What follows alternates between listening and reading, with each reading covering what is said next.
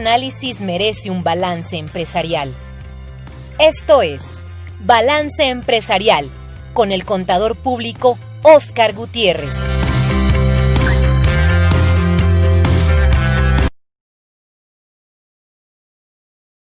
Buenos días. Hoy estamos comenzando ya en el mes de noviembre, a un pasito ya de cerrar el año. El día de hoy vamos a hablar sobre un tema que se quedó inconcluso hace algunas semanas, donde tocábamos precisamente el tema de las pensiones. ¿Qué está pasando? Sabemos que en el Senado todavía están discutiendo la Ley de Ingresos de la Federación y sobre todo todas las leyes de la miscelánea fiscal para el 2021. Hay algunos ajustes que acaban de hacer los senadores respecto a la propuesta que recibieron.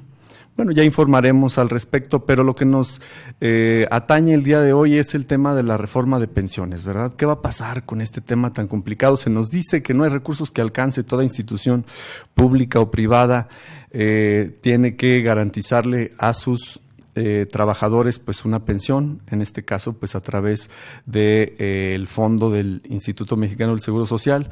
Hay quienes ya disfrutan de quienes fueron trabajadores anteriores a la ley de 1973, después en 1997 cambió todo el esquema a tener una administradora de fondos para el retiro, donde los patrones que tienen trabajadores pues mandan a un fondo que es administrado a través por administradoras de fondos que invierten en sociedades de inversión y bueno, pues todo este recurso que se obtiene es el que finalmente usted como trabajador va a recibir cuando se pensione. Sin embargo, ¿qué diferencias hay? ¿Qué ha pasado en la historia respecto a lo que existe en nuestro sistema de pensiones? ¿Qué pasó con el sistema de ahorro para el retiro? Yo tengo por ahí semanas cotizadas donde trabajé antes de la ley de 1997. ¿A qué tengo derecho? Me aplica la ley de 1997, me aplica la ley de 1973, me aplica la ley nueva. Tengo derecho a mejorar mis condiciones de pensión. ¿Qué pasa con estos recursos que tengo yo ahí? Si los puedo disponer o no los puedo disponer. Todo esto lo vamos a hablar más adelante como un experto en este tema y nos dará tips, nos dará una noción de este tema tan pues importante para todos nosotros, porque finalmente queremos tener un retiro digno que garantice una supervivencia saludable. Queremos tener derecho a una serie de cosas que están garantizadas en la Constitución. Vamos a ver qué tan preparados estamos para esto. Como usted sabe, salimos a la calle a preguntarles a las personas si conocen a qué tienen derecho, si saben cómo hacer para tener una pensión, si siquiera lo han pensado, si están trabajando, si están claros de cuánto es lo que tienen guardado, si saben cuál es la ley que les aplica, si pueden mejorar sus pensiones. Y bueno, pues salimos a la calle y esto fue lo que nos contestaron. Vamos al sondeo.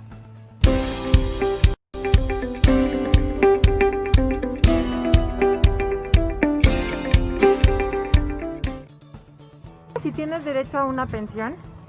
Por el año que y los años que tengo trabajando, no sé exactamente si tengo derecho a una pensión. Sí tengo. Sí.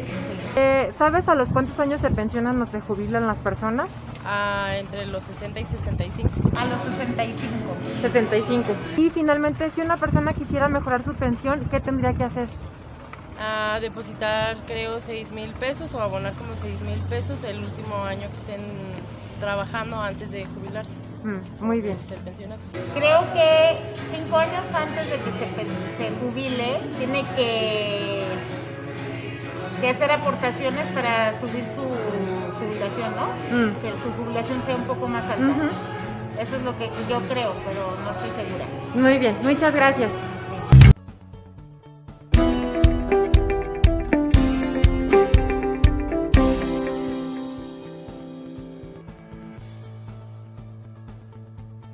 Bueno, pues el día de hoy tenemos de invitado en la distancia, por supuesto, por esto que ha sucedido de rebrotes que no son rebrotes, que en realidad son unos indicadores que siempre se han mantenido igual.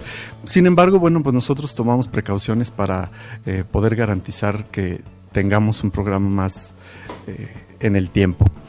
Tenemos pues en la línea de teléfono al licenciado Gerardo Uriel Soto Moreno, bueno, una persona que es experta, que ha dedicado su trabajo a la investigación en el tema de las Afores, quien es pues gerente de Afore Principal, es broker, es asesor especialista en sistemas del retiro y para obtener pues mejores pensiones.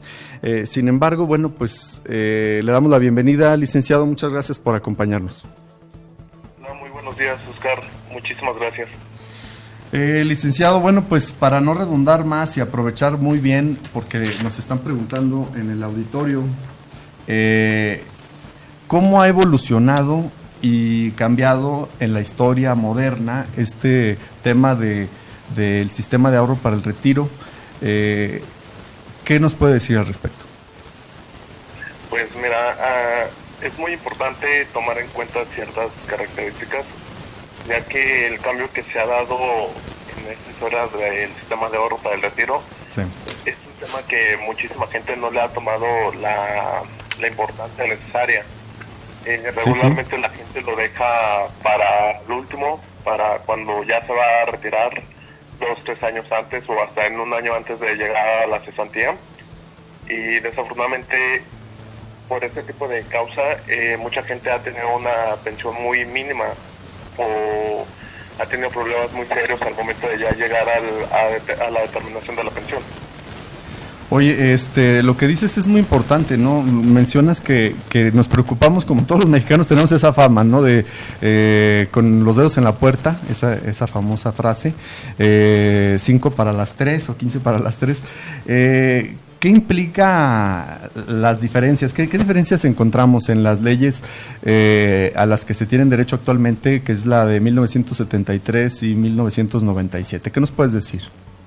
Pues mira, en la diferencia de la ley 73 a la ley 97, pues son diferencias pues realmente pues abismales, ya que por la ley 73 pues la pensión está encargada por gobierno federal y el Seguro Social y con requisitos muy mínimos. Realmente muy fácil de adquirir lo que es una muy buena pensión con una asesoría con anticipación. Y en la ley 97, pues desafortunadamente pues tenemos que lograr 25 años de servicio para tener derecho a, aunque sea la pensión garantizada, que es la pensión más mínima que nos pueden proporcionar al momento de cumplir con el cierto requisito. Pero para poder tener hoy en día una pensión pues decente, 6,500 o 7,000 pesos en promedio por ley nueva, pues sí va a ser necesario reunir el monto de la cuenta individual. En promedio para una pensión similar a la que acabo de mencionar, pues sí. Tienes que reunir como 1,5 millones. Ahorrado, ¿te refieres ahí? ¿Cómo lo podemos resumir? ¿Cómo podemos identificar eso? Pues es a través de lo que es la aportación que tengas que realizar o del monto que tengas que acumular para tener en el monto de tu cuenta individual para el momento de que llegues a la cesantía o vejez, pues realmente te puedan dar una pensión de esta magnitud. Pero como te comento, desafortunadamente hay muchas condiciones que hoy en día el trabajador no toma en cuenta y se ve que a cierto horizonte pues que la persona de ley nueva pues solamente va a vivir con la pensión garantizada, ya que no estamos fomentados o no estamos pues realmente tenemos el hábito del ahorro y es una de las maneras, si yo puedo casi asegurar, la única manera que podemos llegar al monto de la cuenta y tener esa pensión decente. Oye, esto me lleva a la siguiente pregunta, que es algo que nos han preguntado mucho y es la razón por la que yo quiero hacértela. Se dice de que existe una modalidad llamada modalidad 40 y una modalidad 33. ¿A qué se refieren con estas modalidades? ¿Para qué son? ¿Cómo son? ¿Cómo podemos entender y por qué tan discutidas? Mira, la modalidad 40, o también como se llama continuación voluntaria, es una de las de los beneficios que tenemos los trabajadores para en caso, ya sea por ley nueva o ley antigua del Seguro Social, para tener o seguir acumulando semanas y un salario registrado. Okay. Sí, de lo cual la modalidad 40 te permite dar de alta salarios que regularmente el trabajador no lo ha ganado en vida. Y esto te permite realmente que al momento de terminar tu pensión sea una pensión más solvente. Para la modalidad 40, pues solamente, como lo acabo de mencionar, es semanas cotizadas y un salario mayor registrado ante el Seguro Social. Pero pues no tienes derecho a lo que son riesgos de trabajo, lo que es aportaciones a lo que es el Infonavit, sí, atenciones médicas, que regularmente son pues beneficios que el trabajador desafortunadamente sigue persiguiendo, aunque sabe que su pensión va a ser una mínima. Prefieren estar en el régimen obligatorio. Y por el otro lado, lo que es la modalidad 33 te permite comprar las atenciones médicas prácticamente. No hay aportación en cuestión de semanas y salario ante el Seguro Social, o sea, no nos serviría realmente para tener mejor pensión, pero la gente lo compra para las atenciones médicas. Pero esto tiene, bueno, de acuerdo a lo que pide el Seguro Social, se tiene que comprar por 2 personas o en pareja y varía el precio de acuerdo a la edad. Ok, entonces lo que nos quieres decir es que las dos modalidades que tanto se escuchan es la modalidad 33, es comprarle al Seguro Social mis derechos para que me atiendan en una clínica y nada más. Así es. Medicinas, etcétera. Y la modalidad 40 es una modalidad que te permite calcular el beneficio que vas a tener en tu retiro. Es decir, si tú aplicas, me imagino que hay una serie de requisitos, ahorita nos vas a mencionar, si aplicas a esta modalidad 40, tú puedes realizar aportaciones tú, propias, de manera constante al Instituto Mexicano del Seguro Social, y lo que vas a obtener después en tu retiro es una mejor pensión, porque tú vas a pues como garantizar como si estuvieras ganando un salario mayor al que tú percibías. ¿Es así? Así es. ¿Y qué requisitos son? Mira, voy a hacer un paréntesis aquí sobre lo que es la ley 97 en cuestión de la modalidad 40, porque también se puede ocupar para este tipo de beneficiario, ya que hay mucho trabajo que no está con las prestaciones de por medio, y es una de las formas en las cuales uno puede seguir cotizando, ¿sí? Y seguir acumulando semanas y salario. Un profesionista independiente, por ejemplo, un profesionista, un empresario que trabajó alguna vez, ¿a esos te refieres? Así es. El único requisito para poderla contratar la modalidad 40 es que al menos se haya registrado un año con el régimen obligatorio, que es a través de un patrón. De ahí en más, todo podemos contratar lo que es la modalidad 40, te digo, para la ley 97, para seguir sumando, acumulando semanas y salario, y poder llegar a tener los 25 años de servicio o las 1,250 semanas que nos pide el instituto. Y para los de ley 73, pues es el mejor beneficio. ¿Por qué? Porque al momento de determinar lo que es su pensión, le van a hacer lo que es la promediación de todos los salarios que estuvieron en las últimas 250 semanas. En muchas partes a nivel nacional, pues la mayoría de los patrones o las empresas cada 2 meses cambian el salario. Entonces esto viene complicando realmente el salario que se le va a determinar para lo que es el cálculo de su pensión. Y la modalidad 40 es el beneficio que tiene, que te permite que este salario sea constante y sobre ese salario sea con el que se te calcule la pensión que deseas lograr. Ahora, es muy importante considerar que el salario o la modalidad 40 te permite el monto máximo que vas a llegar a tener de pensión. Pero el otro factor muy importante que la gente a veces no lo tomamos en cuenta, y sobre todo los de ley 73, es las semanas cotizadas. Muchos nos vamos con que ya tenemos 500 semanas cotizadas, ya tengo derecho a una pensión, y muchos nos preguntan, ya me voy a pensionar, ya cumplí. Y no, o sea, es un requisito prácticamente, ¿sí? El semanas cotizadas de las 500 te representa en promedio una tasa de reemplazo del 22.5% de lo que te puedes de lo que te pueden otorgar por el salario que te determinen. Entonces, entre más semanas cotizadas lleguemos al momento de los 60 años o 65, pues mayor porcentaje, mayor beneficio va a tener el trabajador. ¿Te refieres a más de las que tiene el requisito? O sea, por ejemplo, tú decías 550 semanas en la ley 73, 1250 en la ley 1997, que la podemos ver en pantalla, que comenzó el 1 de julio. ¿Cómo saber a qué tiene derecho? Muchas personas en el auditorio nos preguntan, bueno, ¿y yo a qué tengo derecho? ¿Qué tienen que hacer las personas para saber a qué tienen derecho? Me imagino que esa que tiene derecho acerca de lo que es el beneficio de una cuenta individual. Sí, ¿a qué tiene? Por ejemplo, yo ¿tengo derecho a la ley 73 o tengo el derecho a la 97? ¿Cómo puedo saber a cuál me puedo allanar? Muy bien. Mira, es algo muy fácil. Todo aquel trabajador que empezó a cotizar por primera vez como trabajador, sí, antes del 1 de julio del 97, por ley te corresponde la ley 73. Pero sabemos que hay muchos trabajadores que cotizaron antes de la fecha mencionada, pero hoy en día siguen trabajando y también pueden cotizar o siguen cotizando bajo el amparo de la ley 97. Este tipo de trabajador se considera ante las administradoras como trabajador en transición. ¿Qué es esto?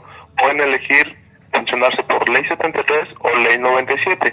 Ya en el momento de llegar a la edad mínima de pensión, que son 60 años, es quien va a elegir por qué ley te va a corresponder. Lógico que pues lo más coherente sería que se fuera por ley 73, porque ahí es donde tenemos una forma más fácil de conseguir la pensión y una pensión más solvente y sobre todo vitalicia. Ok, fíjate qué interesante, porque muchos en el auditorio nos están preguntando, oye, y bueno, pues yo tengo semanas cotizadas antes del 73, entonces, ¿me aplica la del 73 o también puedo optar por la del 73 o me conviene más estar en la anterior si cumplo con los requisitos? ¿Qué opinas? Mira, es muy importante considerar y sobre todo tener el conocimiento de qué es lo que más me beneficia.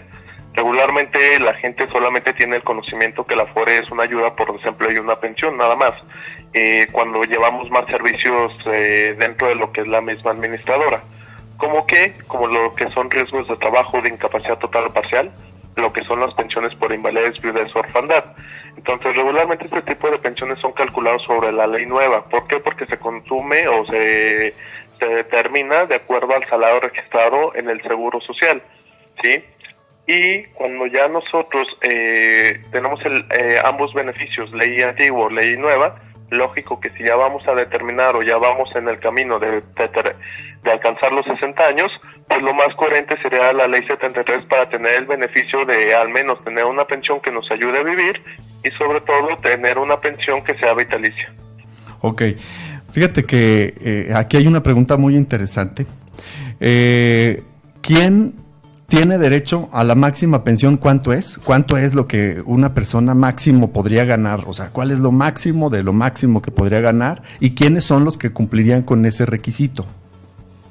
Mira, ahorita la pensión máxima está en promedio como de 66,000 pesos en promedio, siempre y cuando tu salario promediado pues sea el topado hoy en día. Recordando que las pensiones pues se calcula sobre la UMA y no sobre el salario mínimo, ¿sí? Entonces estamos hablando que el salario ahorita topado sobre la UMA es 2,172 pesos. Entonces, para tener una pensión de esta magnitud, pues al menos el trabajador tiene que haber llegado en promedio con más arriba de 2,010 semanas. O sea, te estoy hablando como 40 años de servicio prácticamente. 2,010 semanas, ajá. Así es, entonces para que realmente el instituto te pueda determinar una pensión al 100%. Ok, y si yo tengo solo 1,300, 1,500 semanas, 1,400, ¿no tengo derecho a esa pensión o puedo optar por la modalidad 40, que es la que mencionabas que se hacen aportaciones? ¿Cómo puedo hacer una combinación? Vaya, ¿qué les puedo recomendar? Mira, como lo mencioné al principio, la modalidad 40 te permite tener un salario más elevado del cual a lo mejor en vida no lo ganamos, ¿sí? Pero la modalidad 40 te permite que realmente el promedio de las últimas 250 semanas te marque una pensión máxima, okay, o una pensión más elevada. Sí. Pero aquí es algo muy importante mencionar. Hay gente que muy apenas a los 60 años llega con 500, 600, 700 semanas y piensa que porque si le meto a la modalidad 40 con todo el topado, pues me voy a llevar la pensión máxima, y no es cierto. Como lo mencioné un poquito más atrás, las semanas cotizadas te establecen el porcentaje de pensión. Te doy un ejemplo: si a lo mejor las últimas 250 semanas, que es el promedio para determinar la pensión de los salarios, yo tengo el salario topado, que significa, si mal no recuerdo, 2,100 y tantos dijiste. Como 66,000. Ajá, pues, y mensual. pero solamente llego con 600, 700 semanas, pues mi tasa de reemplazo va a ser entre el 30 y el 35%. Entonces, sácale el 35%, el 30% de 66,000 y eso va a ser lo que es tu pensión. O sea, realmente la inversión en la modalidad 40 topada, ¿sí?, no te garantiza que realmente vas a tener esa pensión. Tiene que ver mucho cuántas semanas vienes arrastrando. A ver, hay una pregunta de José Luis Revilla Olavarrieta. Él dice, oye, si me jubilo a los 60 años, ¿sigue aumentando hasta llegar al 100% a mis 65 años? O sea, yo quiero pensar que lo que se refiere es, ¿qué me conviene más? ¿A los 60 o a los 65? Mira, a los 60 años, de acuerdo a lo que nos marca el seguro, es el porcentaje del 75%. Es lo que marca el porcentaje. Y a los 65 el 100%. Como le acabo de mencionar, tiene que ver mucho con cuántas semanas llegues al momento que tú decidas, ¿sabes qué? De aquí ya me voy a dar de baja, ya me voy a ir directamente a que me determinen mi pensión. Ok, ¿Sí? entonces si tú ya tenías, por ejemplo, 800 semanas o 900 semanas a los 60 años y tenías un buen trabajo, pues tú dices, bueno, yo te recomiendo mejor a esas semanas continúa en la modalidad 40 para que mejores tu pensión, ¿de acuerdo? ¿Sí es así? Bueno, pues eso le responde a José Luis Revilla su pregunta. Hay una pregunta que nos hace Abel Robles respecto al tema de las afores. Actualmente ha pasado mucho con los fideicomisos, ha pasado con el fondo de los siniestros, ha pasado con el fondo de salud, que por cierto viene en la ley de ingresos de la Federación, lo invito a que la lea. ¿Qué pasa si estas de por sí están invertidas en riesgo? ¿Cómo funciona la inversión de lo que tengo derecho a recuperar en el tema de la administración de fondos para el retiro? ¿Existe algún riesgo de que pueda ser tomada y aplicada en otro lado y hasta perderse? Es la pregunta que nos hace en el auditorio. Mira, tengo el conocimiento que anteriormente, si mal no recuerdo, como en el 90, sí, hubo un problema similar a lo que me acabas de mencionar. Uh-huh. Pero con la reforma del 97, las afores somos pues privadas prácticamente, ¿sí? Sociedades, entonces, ¿no? ¿Mande? Sociedades privadas. Exactamente, entonces la forma de invertir de cada administradora es la que te permite realmente llevar a cabo un rendimiento favorable o en el que le conocemos a veces minusvalías, ¿sí?, que son pérdidas en los activos, en el cual pues solamente te puede permitir sumar o en el momento ver un retroceso en cuestión de tu ahorro para el retiro. Okay. Pero no hay riesgo en el cual que el día de mañana que él se llegue a pensionar, pues le pueden decir, oye, estás en ceros, ¿sí? Okay. En sí, por ejemplo, de las subcuentas que él tiene derecho a retirar al momento de la edad de pensión, desde los 60 años, pues es una cuenta llamada Retiro 92-97, lo que si él no ocupó lo de Infonavit, también se lo van a regresar, y si tiene o acumuló recurso en el SAR 92, que fue del 92 al 97, o si existe, que es del 92 al 2007, pues tiene derecho también a recuperar ese tipo de recursos. Son como las subcuentas que tienes tú guardadas para que puedas en algún momento tener derecho a retirarlas, ¿te refieres a eso?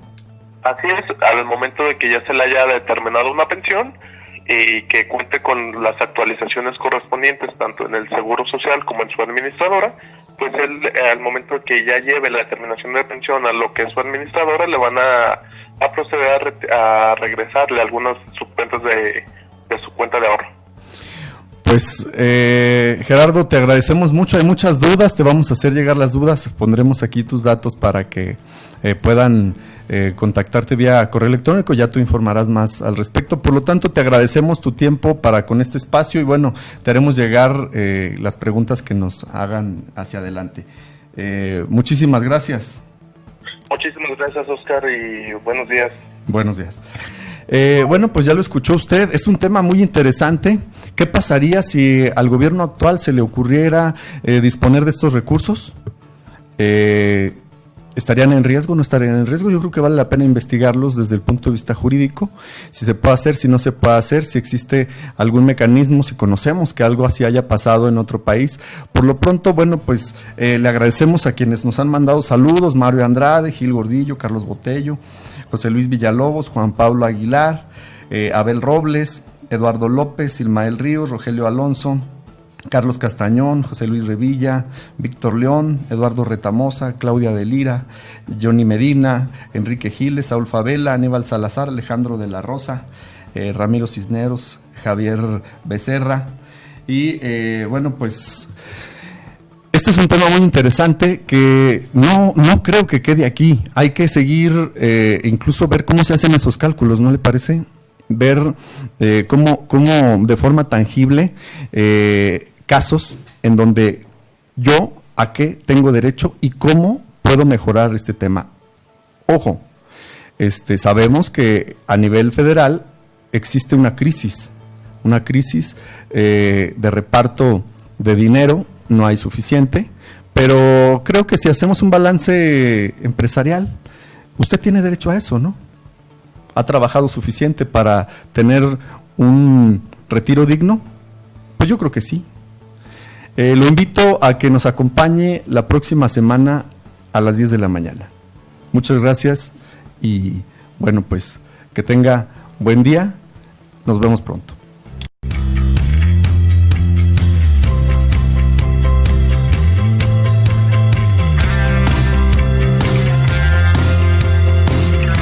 Porque todo análisis merece un balance empresarial. Esto fue Balance Empresarial con el contador público Óscar Gutiérrez.